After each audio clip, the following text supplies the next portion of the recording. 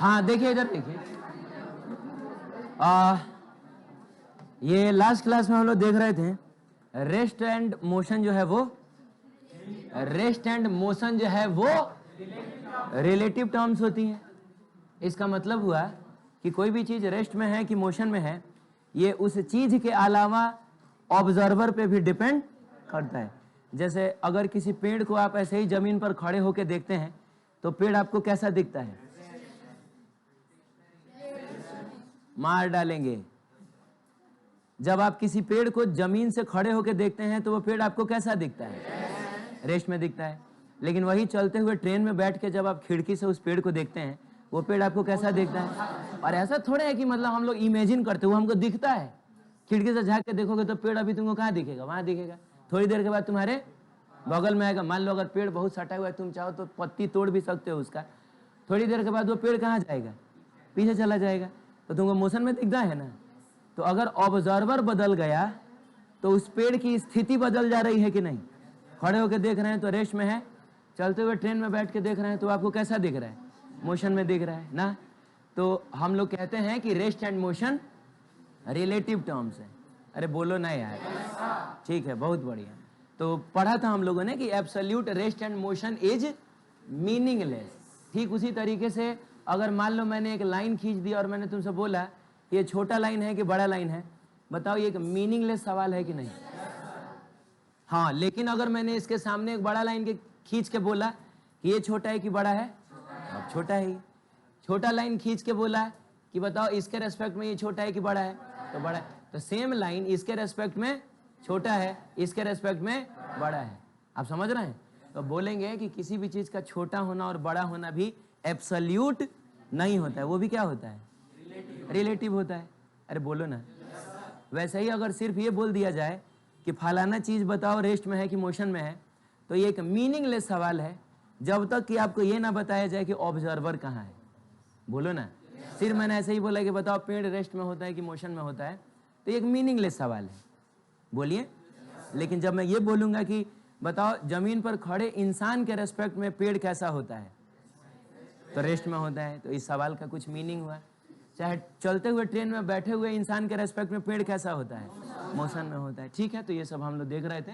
आगे था कि whether an object is at rest और इन डिपेंड्स अपॉन क्या? ऑब्जर्वर पे डिपेंड करता है। ठीक है। रेफरेंस फ्रेम हम लोग देख रहे थे। तो रेफरेंस फ्रेम रिलेटेड होता है किससे? ऑब्जर्वर से।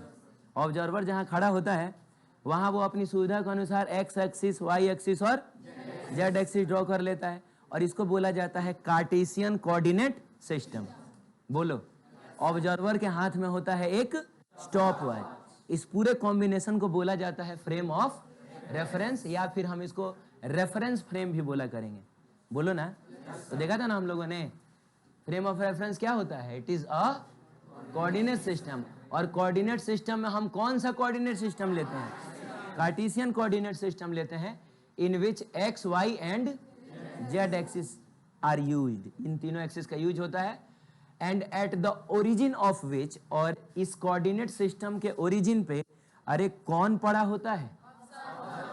ऑब्जर्वर लाइज विथ अ क्या? Stop watch.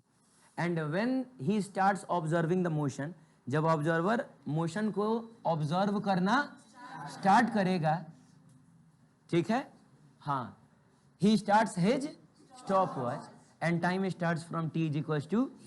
तो इनिशियल सिचुएशन को दिखाने का एक और तरीका होता है t इज इक्वल्स टू 0।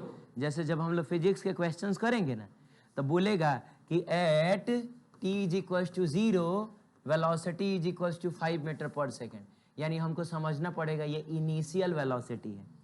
हे भगवान, t इज इक्वल्स टू 0 का मतलब हुआ कि अभी अभी हम लोगों ने मोशन को ऑब्जर्व करना स्टार्ट किया है। तो यही सिचुएशन ना हमारे लिए इनिशियल सिचुएशन होगा। ठीक है, आगे बढ़ते हैं। एक और बात है, अगर मान लीजिए कुछ ना दिया रहे तो हम हमेशा ऑब्जर्वर को, हम हमेशा फ्रेम ऑफ रेफरेंस को कहाँ मानते हैं? कहाँ मानते हैं? ग्राउंड पे मानते हैं, जमीन से जुड़ा हुआ मानते हैं।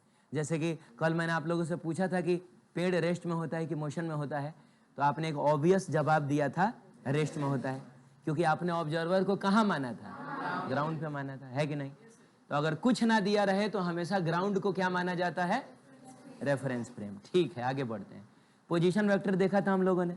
अगर कोई पॉइंट पी है जिसके कोऑर्डिनेट्स x, y, z हो, तो आप ओरिजिन को इस पॉइंट से मिलाते हुए एक वेक्टर ड्रॉ करिए, तो इसी वेक्टर को बोला जाएगा बाबू, इसी वेक्टर को बोला जाएगा, बोलो ना, अरे क्या बोला जाएगा? देखो तुम लोग थोड़ा बोलते रहो, समझ रहे हो, मेरा गला जो है ना ठीक नहीं चल रहा है, हमको बहुत स्ट्रगल करना पड़ रहा है बोलने के लिए, हैं?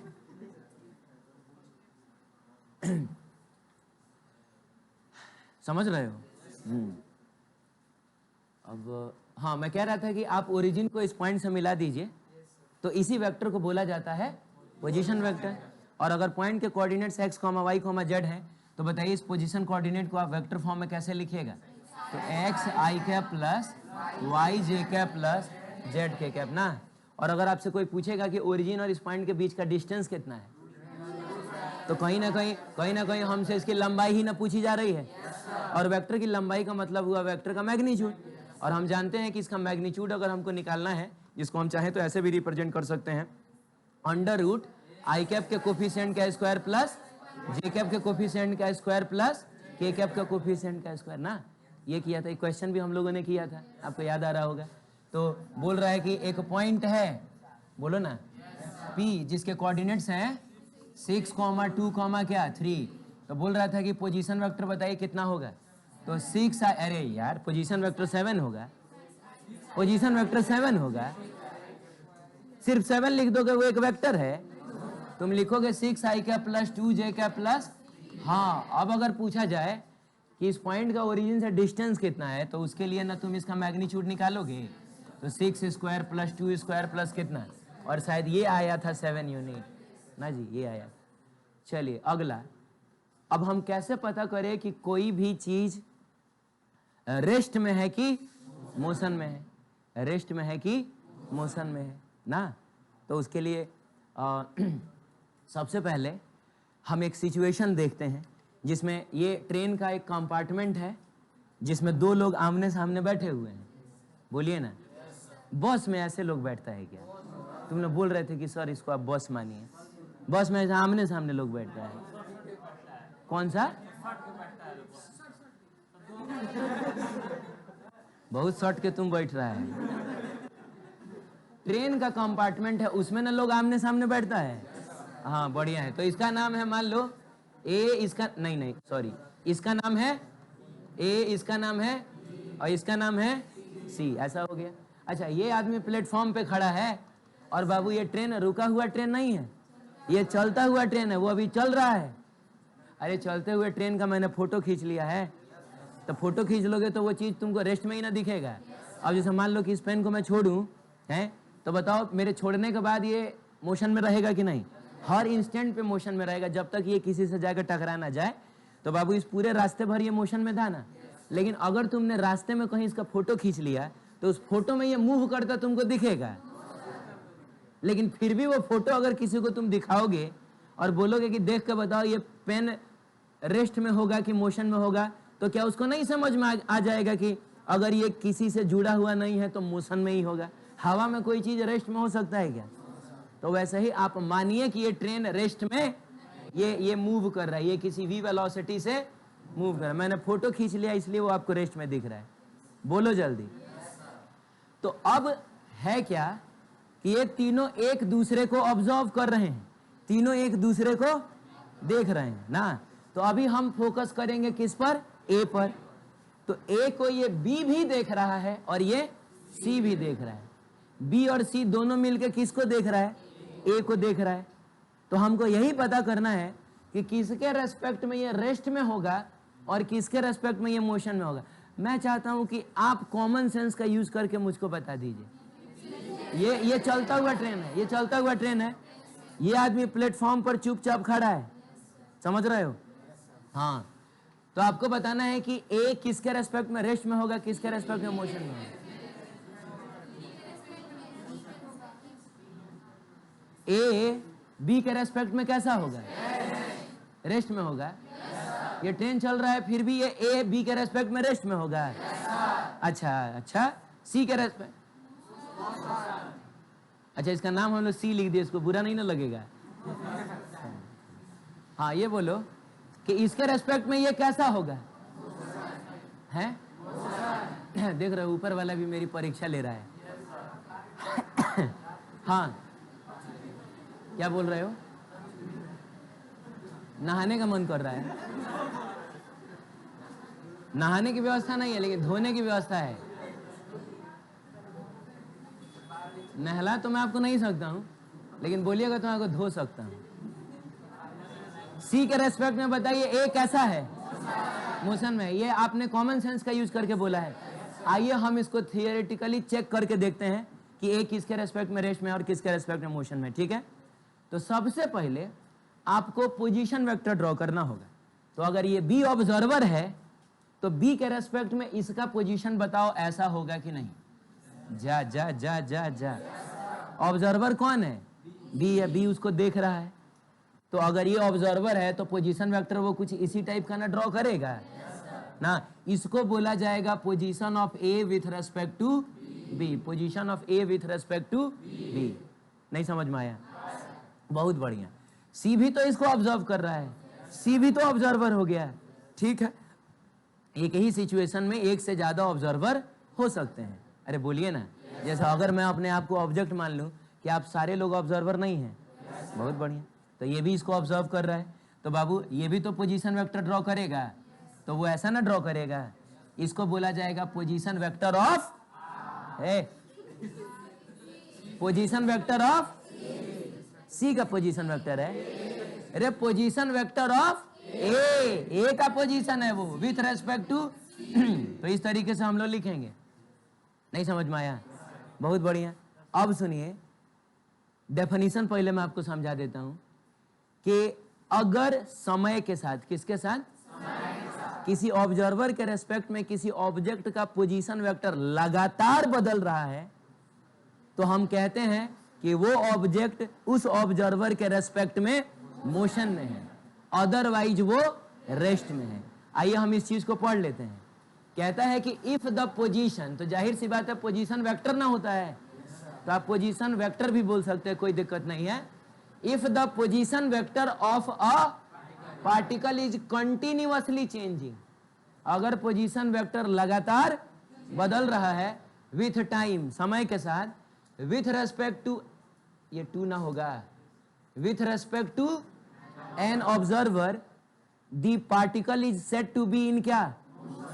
Else in rest. अगर ऐसा नहीं है तो वो पार्टिकल रेस्ट में माना जाएगा। और मैंने आपसे क्या कहा, ये रुका हुआ ट्रेन है कि चलता हुआ ट्रेन है? तो चलता हुआ ट्रेन है तो ये चलेगा भी। तो मान लीजिए चल के वहां तक पहुंचा, ये कहानी थी t इक्वल्स टू 0 की। थोड़ी देर के बाद after some time t equals to t पे, हो सकता है वो t 10 सेकंड 20 सेकंड 50 सेकंड कुछ होगा।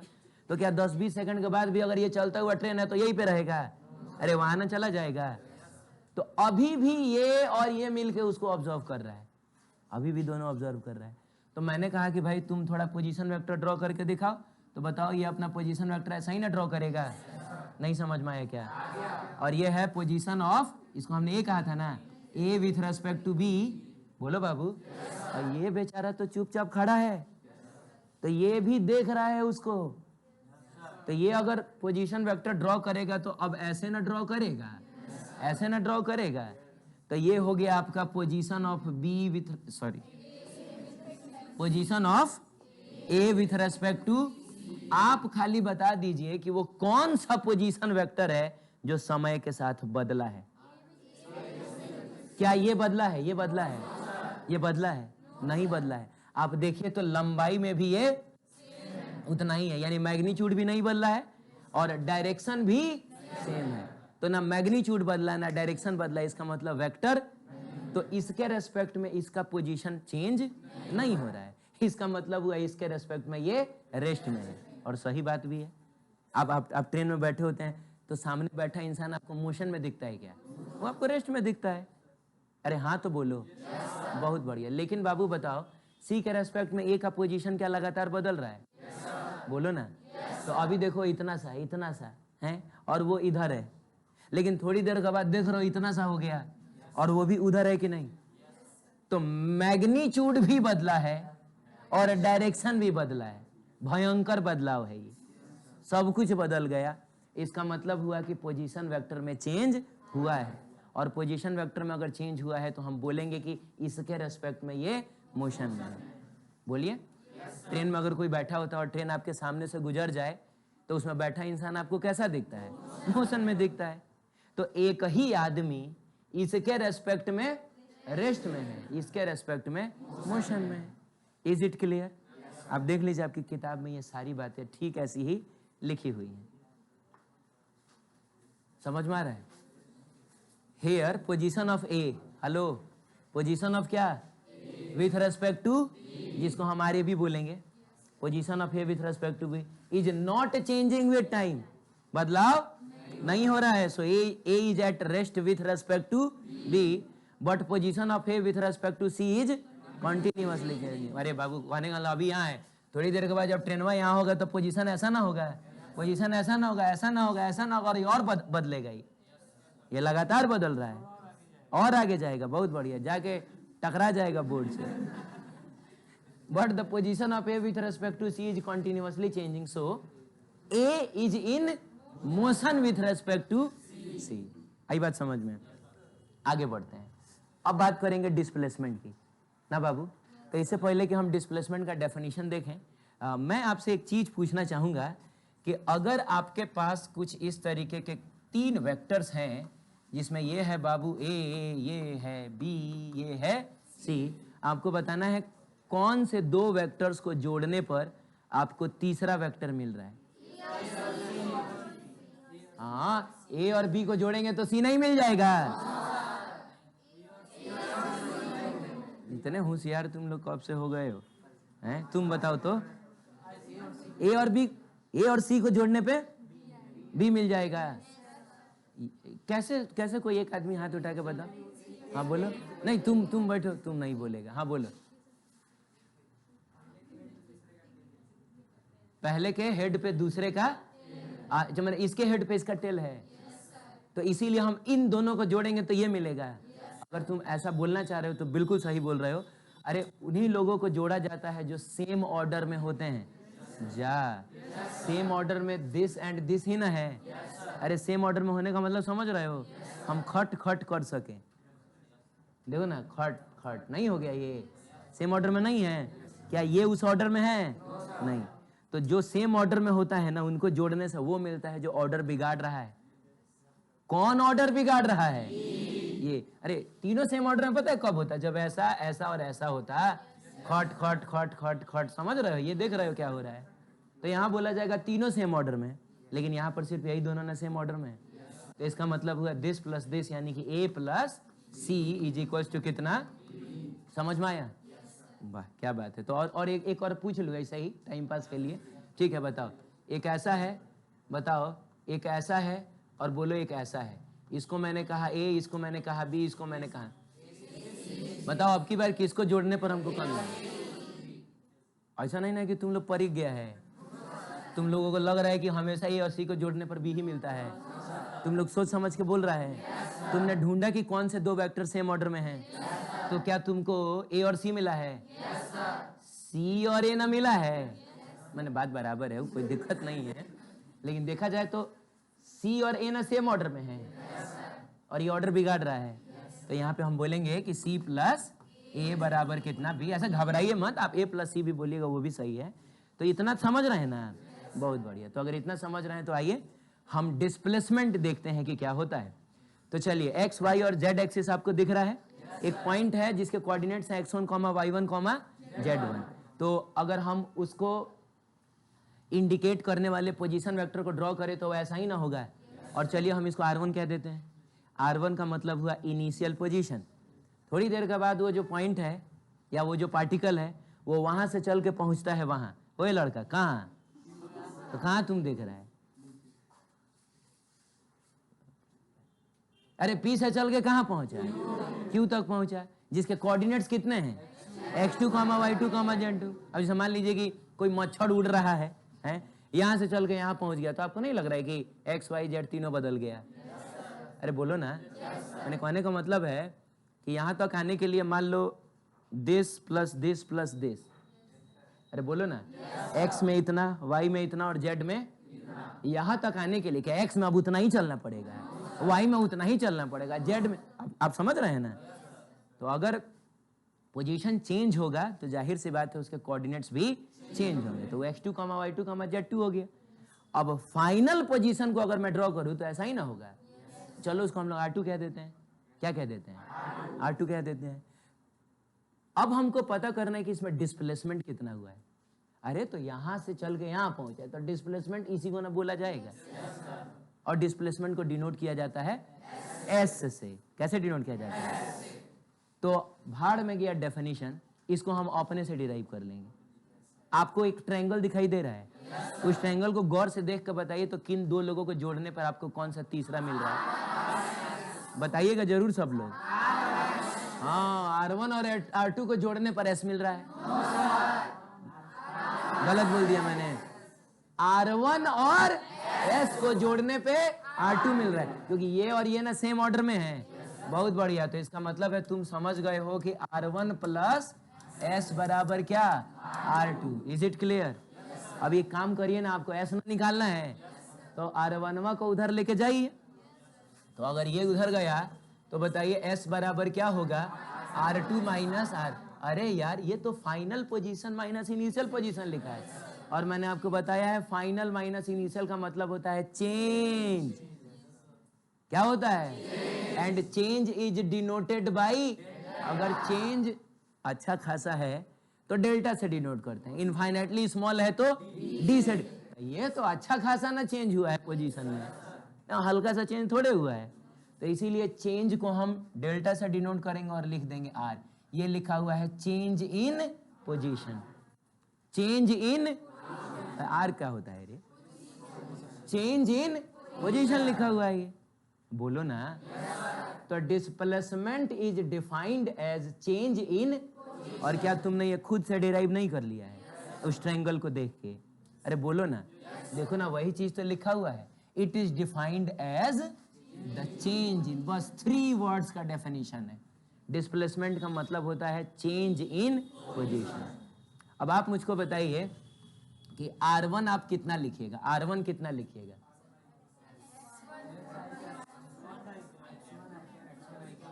अरे यार, R1 क्या लिखोगे? तो सब लोग बोलेगा तब ना हमको सुनाई देता है। अभी इस उम्र में कान काम कर रहा है उतना बढ़िया से। सब लोग मिल के बोलिए तो हमको सुनाई देगा। हैं? हाँ, सब मछली बेचने लगता है। x1 i cap plus y1 j cap plus z1 k cap, इसके साथ i cap j cap k cap लगा देंगे। आप बता सकते हैं क्या कि R2 कितना होगा? x2 i cap plus y2 j cap plus z2 k cap, यही ना होगा? तो हमको तो डिस्प्लेसमेंट निकालना है, और डिस्प्लेसमेंट का मतलब होता है R2 माइनस R1, यानी कहीं ना कहीं हमको इसमें से इसको माइनस करना होगा। तो जब आप माइनस करिएगा तो बाबू इन 3 टर्म्स में से इन 3 टर्म्स को ना माइनस करना है। तो इसके सामने माइनस आएगा, इसके सामने माइनस आएगा, इसके सामने भी। हाँ, तो जब इसमें से इसको माइनस करिएगा तो इन 2 टर्म्स पे थोड़ा आप ध्यान दीजिए, तो आई कैप कॉमन हो जाएगा। तो इसमें क्या बचेगा? x2 बचेगा, और इसमें क्या बचेगा? माइनस है। पता नहीं तुमको समझ में आ रहा है कि नहीं? नहीं समझ में आ रहा है? नहीं, सही सही बोल रहा है तुम। Black shirt, I am not talking to black T shirt, आपसे बात कर रहा हूं। आपको समझ में आ रहा है?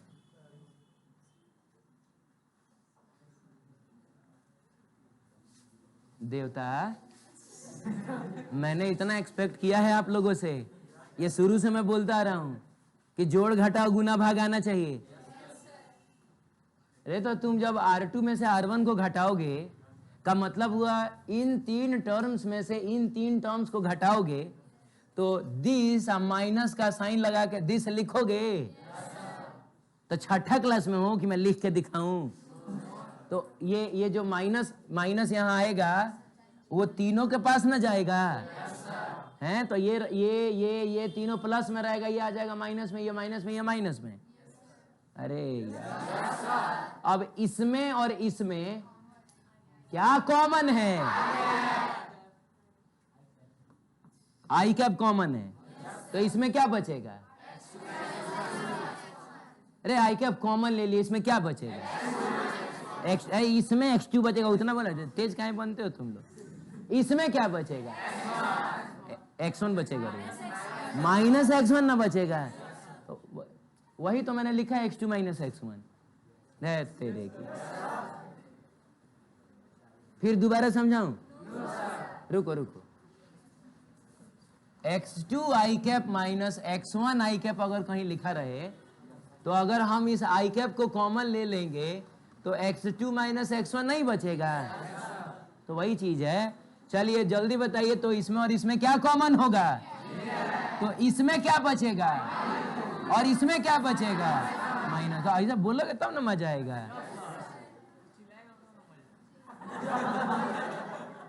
जे कैप, ठीक है, प्लस प्लस प्लस प्लस, ठीक है। बताइए इसमें, जल्दी करिए। इसमें के कैप कॉमन हो जाएगा, तो बाबू अगर के कैप कॉमन हो जाएगा तो इसमें क्या बचेगा? Z1 के कैप। मेरे ख्याल से आप समझ रहे होंगे हैं? अब अगर आपसे कोई पूछेगा डिस्प्लेसमेंट का मैग्नीट्यूड कितना होगा, मैग्नीट्यूड अमाउंट में ये कितना होगा, तो अंडर रूट क्या किया जाता है? आई कैप के कोफिशिएंट का square. What is the I cap का कोफिशिएंट? x2 माइनस प्लस जे कैप के कोफिशिएंट का मतलब प्लस के कैप का कोफिशिएंट। नहीं समझ में आया? वैसा हो गया। अब ये नोट बोल रहा है कि द अबव फॉर्मूला का मतलब यही ना? हाँ, तो ये जो फॉर्मूला है इसको हम लोग डिस्टेंस फॉर्मूला के नाम से जानते हैं, और ये तुमने बचपन में भी पढ़ा होगा कभी ना कभी। जा जा जा जा दो पॉइंट्स जिनके coordinates x1, y1, z1 and x2, y2, उनके बीच का डिस्टेंस निकालने का रे यही ना फॉर्मूला होता था। Under root x1 minus x2 का whole square plus y1 minus y2 का whole square plus z1 minus z2 का होल स्क्वायर। नहीं पढ़ा आप लोगों ने? तो कहने का मतलब है कि डिस्प्लेसमेंट के मैग्नीट्यूड का मतलब क्या हुआ?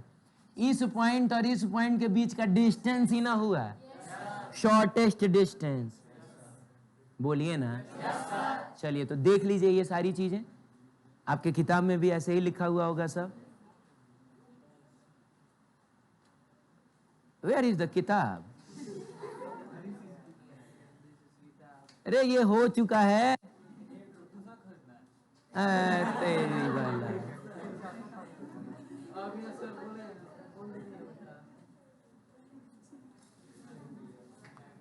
आपको पता है कि जो चैप्टर चल रहा है वो इस पुराने वाले बुक में नहीं है, अलग से आपको खरीदना है ना जाके, तो वहां से आपको लेना पड़ेगा। ठीक, 60 रुपीज प्राइस है, 2 चैप्टर्स होंगे उसमें। आगे बढ़ सकते हैं तो आपको हाँ ठीक है, ये इस पर हम लोग बाद में आएंगे, इस पर आएंगे बाद में। पहले थोड़ा ये क्वेश्चन आप करके बता दीजिए जल्दी से। चलिए कॉपी निकालिए, कॉपी निकालिए, क्वेश्चन बताइए।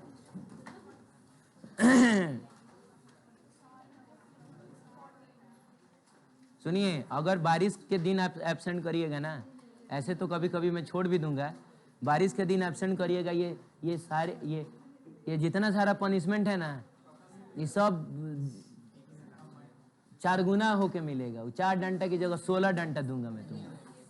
16 डंडा ज्यादा हो गया क्या? ठीक है, पूरी क्लास खड़े रहोगे तो बेंच पे खड़े रहोगे। हाँ, फाइन 100 रुपया हो जाएगा। हमेशा के लिए चले जाइए तो क्लास से नहीं, दुनिया से चले जाइए। दुनिया से ना, आप देखिए एकदम कहीं। सुनिए एक मिनट, अगर आप बारिश की वजह से जीवन में कभी भी क्लास एब्सेंट करने का सोच लिए ना, तो आप बड़े बड़े अक्षरों में अपने कमरे में जाके लिख लीजिएगा कि मैं सारी जिंदगी अपनी फैमिली और अपने लिए बोझ बन के रहूंगा, मुझसे कुछ भी नहीं होगा लाइफ में।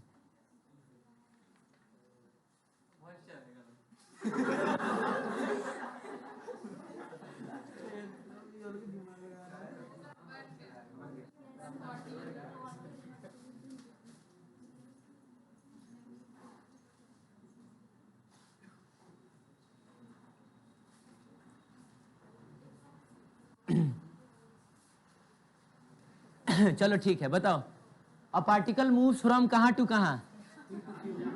अरे P टू Q। तो ठीक है, हम लोग एक काम करते हैं, अपना थोड़ा कोऑर्डिनेट सिस्टम ड्रॉ कर लेते हैं क्या, जिसमें ये हो गया x, ये हो गया, अरे ये हो गया y, और ये हो जाता है, ये पता है ना, ऐसे ही ड्रॉ किया जाता है। तो बाबू इसी में कहीं होगा हमारा P, अरे बोलो ना, -3,4,7, इसी में कहीं होगा इधर Q। ये कितना है 9, -2,3। तो बताओ इनिशियल पोजीशन को हम लोग ऐसा R1 से दिखा लें, इस फाइनल पोजीशन को हम लोग, तो इसी को ना डिस्प्लेसमेंट बोला जाएगा। तो बाबू सबसे पहले तो बताओ R1 कितना होगा, तो -3i cap plus 4j cap plus 7k cap. नहीं ना समझ में आया आपको? बताइए R2 कितना होगा, 9i cap minus 2j cap plus 3k cap. बोलिए जल्दी। अब हमको डिस्प्लेसमेंट चाहिए, तो बच्चों डिस्प्लेसमेंट के लिए हमको क्या करना होगा, final position minus initial position. अच्छा एक मिनट, ये फॉर्मूला ही रटने वाली चीजें नहीं है। तुमको क्या लग रहा है सब रटना पड़ेगा हमको बैठ के? ना ना, ऐसा कुछ नहीं करेंगे हम लोग।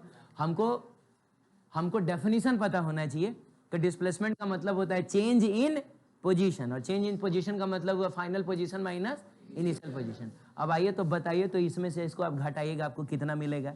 तो सबसे पहले 9i कैप में से -3i कैप को घटाइएगा तो 12i कैप होगा कि नहीं? अब आधे लोगों को तो समझ में नहीं आया होगा। ये आया है? नहीं आया होगा, भाड़ में जाओ तुम। -2j कैप में से 4j कैप को घटाओगे तो -6j कैप आएगा कि नहीं? हाँ, और 3k कैप में से 7k कैप घटाओगे -4k कैप आएगा कि नहीं?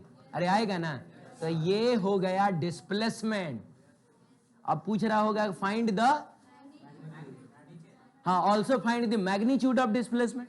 तो बाबू मैग्नीट्यूड ऑफ डिस्प्लेसमेंट के लिए हम करेंगे √12 का स्क्वायर प्लस -6 का स्क्वायर प्लस -4 का स्क्वायर। नहीं जी, और बताइए कितना हो जाएगा, 144 प्लस 36 प्लस है 16, और ये √1 19। अरे बाप रे, देख रहे हो कितना शानदार डेटा मैंने दिया है, कितना सोच समझ के मैंने ये कोऑर्डिनेट दिया है, तुम देख रहे हो। आंसर देखो कितना खूबसूरत सा है कि नहीं? अब मान लो तुम घूंघट उठाने जा रहे हो और कुछ खूबसूरत सा ना दिखे, ठीक है, तो 14 यूनिट हो जाएगा ये। तो इसीलिए मैंने काफी मेहनत किया है कि मैं ऐसा डेटा दूं कि आंसर जो है वो बढ़िया सा है। ठीक, चलिए 14 यूनिट आंसर हो जाएगा।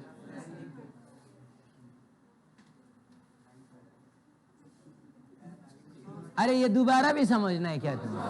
फालतू चीज। आगे बढ़े, अगला टॉपिक है डिस्टेंस। तो बाबू बहुत ही सिंपल सी चीज है ये। डिस्टेंस का मतलब होता है total path length. Total path length मतलब रास्ते की पूरी लंबाई। रास्ते की पूरी लंबाई नाप लीजिएगा, वही होता है डिस्टेंस। क्लियर है? Total path length travelled by the particle. अब जैसे मान लीजिए कि कोई पार्टिकल ऐसे ऐसे मूव किया है, अरे बोलो ना, तो क्या करना, फीता लेना। फीता समझ रहे हो? अरे टेप नहीं होता है, इंची टेप जो, हाँ, तो आप फीता लीजिएगा, फीता लेकर पूरा आप इस तरीके से ऐसे ऐसे करके, अरे सुन भी रहे हो, पूरा नाप लेना। ही पूरा यहां से यहां तक के रास्ते की जो लंबाई होगी वही होगी डिस्टेंस। क्लियर है? आगे बढ़ सकते हैं। चलिए बात करेंगे डिस्टेंस और डिस्प्लेसमेंट में कुछ रिलेशन। तो बाबू इसमें कुछ सिमिलैरिटीज होंगी और कुछ डिफरेंसेस होंगे।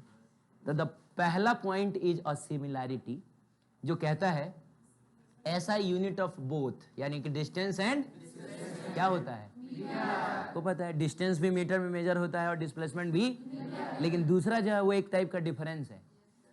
Distance is a scalar quantity. Distance बताते समय हम डायरेक्शन नहीं बताते हैं, बट वाइल जबकि displacement is a vector quantity. जब भी डिस्प्लेसमेंट बताएंगे मैग्नीट्यूड के साथ साथ डायरेक्शन का भी जिक्र करेंगे। क्लियर है? बढ़िया है, आगे बढ़ते हैं। ये कहता है कि for a moving body distance is always positive while displacement can be positive, negative और डिस्टेंस सिर्फ पॉजिटिव होता है, लेकिन डिस्प्लेसमेंट पॉजिटिव भी हो सकता है, नेगेटिव भी हो सकता है और जीरो भी हो सकता है। तो इसको समझने के लिए आइए हम एक एग्जाम्पल लेते हैं, ठीक है। एग्जाम्पल क्वेश्चन के फॉर्म में है। अरे ये क्वेश्चन नंबर 3 है भाई। आपको एक लंबा सा एक्स एक्सिस दिखाई दे रहा है, वो क्या है? एक्स एक्सिस, जिसमें ये जगह एक्स इज इक्वल टू 0, ये जगह X is equal to 1 metre, ये जगह X is equal to 4 metre. जाहिर सी बात है 2 मीटर 3 मीटर कहीं रास्ते में ही ना होगा, ये होगा 2, ये होगा।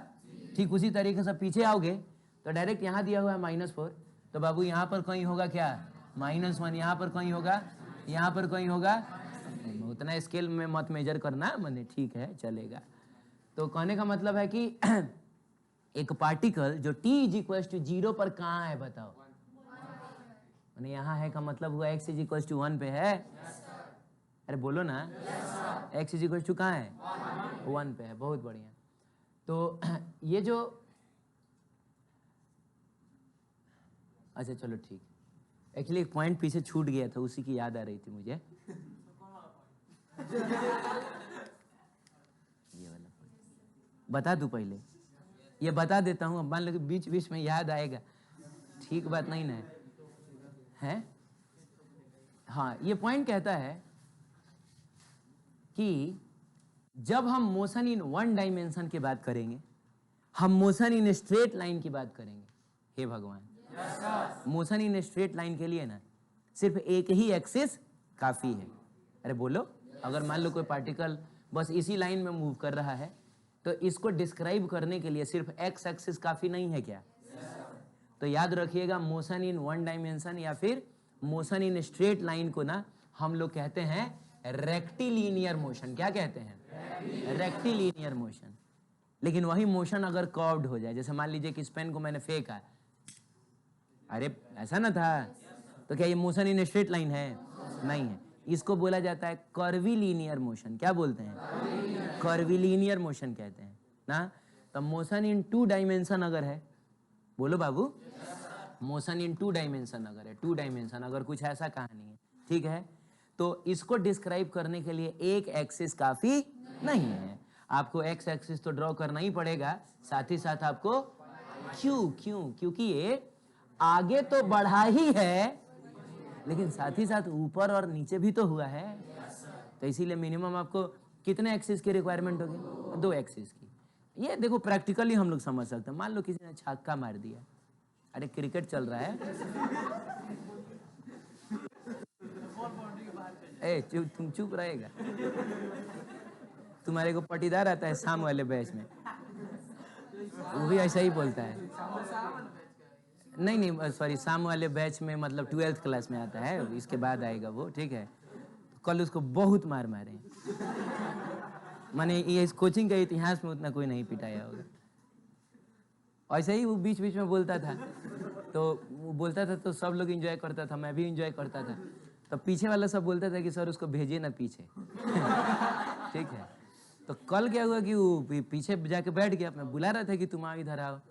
तब ऐसे ही मैं कुछ पढ़ा रहा था, वो बीच में बोल रहा था। तो क्या है कि जैसे आगे बैठ के बोलोगे ना तो वो मेरी छत्र छाया में हो तो चल जाता है, लेकिन पीछे बैठ के बोलोगे तो क्या होगा कि आपस में वो सब, हाँ, बगल वाला उसको टोकेगा। अभी ये थोड़ा टोक सकता है तुमको, इसकी हिम्मत नहीं है।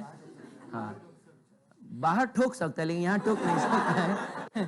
तो शांत रहना। तो वैसे ही वो आपस में कुछ बोल दिया होगा कि सर बोल रहे हैं तुम चुप रहो, तो वो उसको कुछ बोल दिया होगा। अब दोनों खड़ा हो गया था, बहस करने लगा था, तो दोनों धुला गया सब बहुत बढ़िया से, समझ रहे हैं? तो मैंने ना, मेरा मन नहीं लगेगा यार। तुम बोलते रहना, लेकिन कहने वाला जरूरत से ज्यादा भी नहीं, आप समझ रहे हैं? मान लो किसी को मीठा पसंद है, अब मैं तुम्हारे घर आया, बोला कि सर बताइए आपको मीठा पसंद है, तो मैं तो ये इमेजिन करके ना बोलूंगा कि हाँ कुछ मिठाई उठाई ले आओगे, और तुम भर कटोरा चीनी लाकर मीठा पसंद है तो फाँक लीजिए।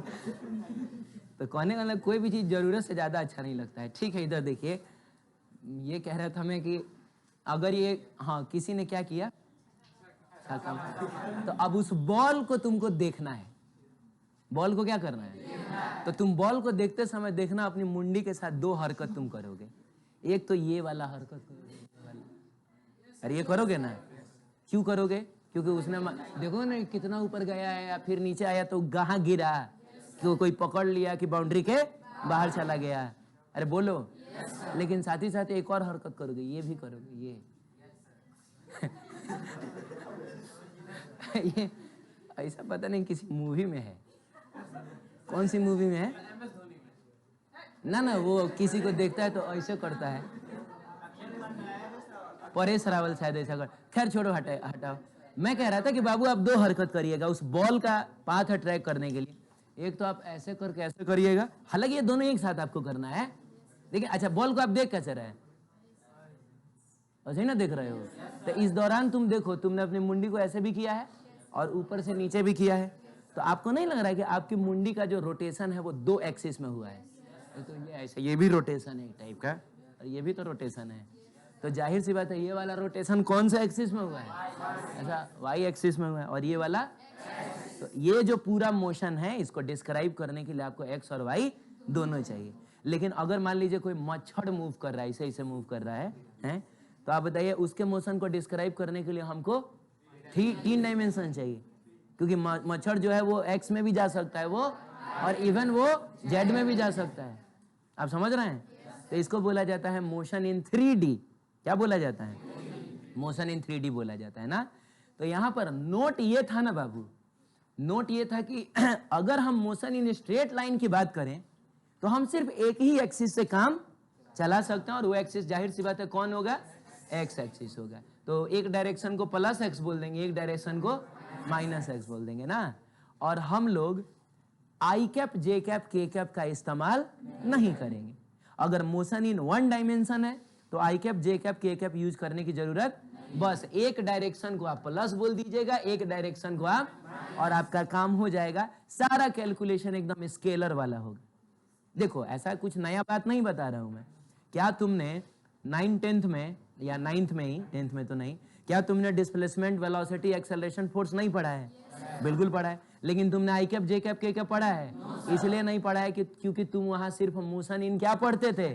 1D पढ़ते थे, मोशन इन स्ट्रेट लाइन पढ़ते थे। तो तुम्हारा टीचर एक डायरेक्शन को पॉजिटिव बोल देता था, एक डायरेक्शन को, और सारा कैलकुलेशन स्केलर वाला। जा उधर तो हम लोग वेक्टर अलजेब्रा भी नहीं पढ़े थे। आपको मैं याद दिलाता हूँ, जैसे मान लो किसी पार्टिकल को ऊपर फेंका गया तो इनिशियल वेलोसिटी पॉजिटिव लिया जाता था, याद है?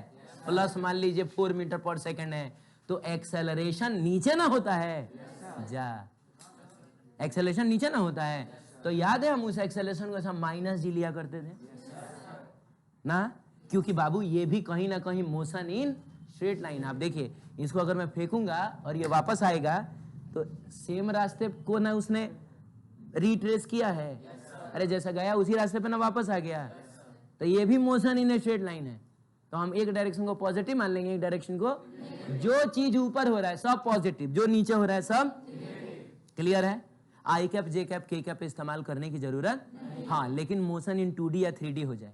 अरे बोलो, जैसे मान लो कि अब एक्स एक्सिस, वाई एक्सिस दोनों की जरूरत है।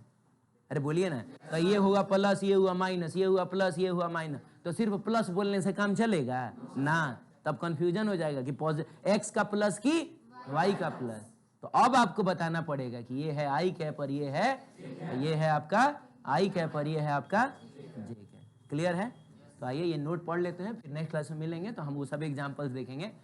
For motion in straight line, जिसको क्या बोला जाता है? Rectilinear motion, we use only कौन सा एक्सिस?